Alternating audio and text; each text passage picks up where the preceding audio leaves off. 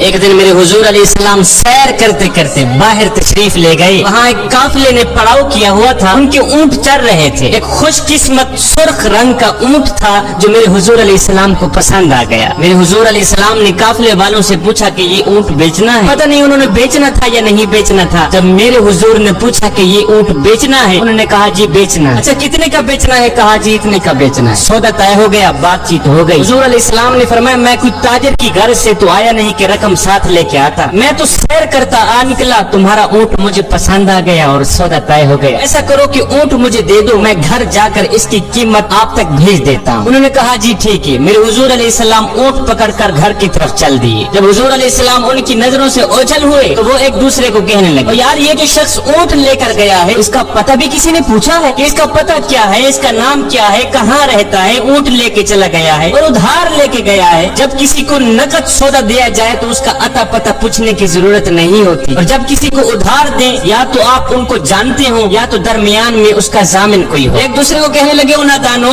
ایک شخص آیا ہے اور تم نے اس کا اتا پتہ نام تک نہیں پوچھا, قیمتی اونٹ پکڑ کے دے دیا, اور کیا تم سب کی عقل پر پردہ آ گیا تھا؟ کم از کم اس کا نام تو پوچھ لیتے. ایک بولا یار میں کیا کرتا, جب وہ باتیں کرتے تھے منہ سے پھول جھڑتے تھے. دوسرا بولا یار میں تو اس کی آنکھیں ہی دیکھتا رہا. جب انہوں نے یہ گمان کیا کہ ہم نے قیمتی اونٹ ضائع کر دیا ہے تو اب تک خاموش بیٹھی سردار کی بیوی نے خیمے سے پردہ اٹھایا, کہا خبردار کسی نے بھی اس کے خلاف اگر بات کی تو اگر وہ شخص تمہارے اونٹ کی رقم دینے نہ آئے تو مجھ سے لے لے, مجھ سے لے لینا, میں اس شخص کی ضامنہ ہوں. انہوں نے کہا اچھا تو اسے جانتی ہے؟ کہا نہیں میں بھی نہیں جانتی. کہا جب جانتی ہی نہیں پھر ضمانت کیسے دے دی؟ کہا جب تم سودا کر رہے تھے تو میں خیمے کے اندر سے دیکھ رہی تھی کہ جس کا چہرہ اتنا خوبصورت ہو وہ جھوٹ بولتا ہی نہیں, وہ دھوکہ دے ہی نہیں سکتا. ابھی تمہارے پیسے آنے والے ہیں. تھوڑی دیر گزری ہی تھی کہ میرے حضور علیہ السلام کے غلام آ گئے پیسے لے کے. کہنے لگے کون ہیں وہ لوگ جس سے ہمارے آقا نے اونٹ خریدا ہے؟ کہا جی ہم لوگ ہیں. صحابہ نے کہا یہ لو تمہارے اونٹ کی رقم, یہ لو تمہارے اونٹ کی قیمت.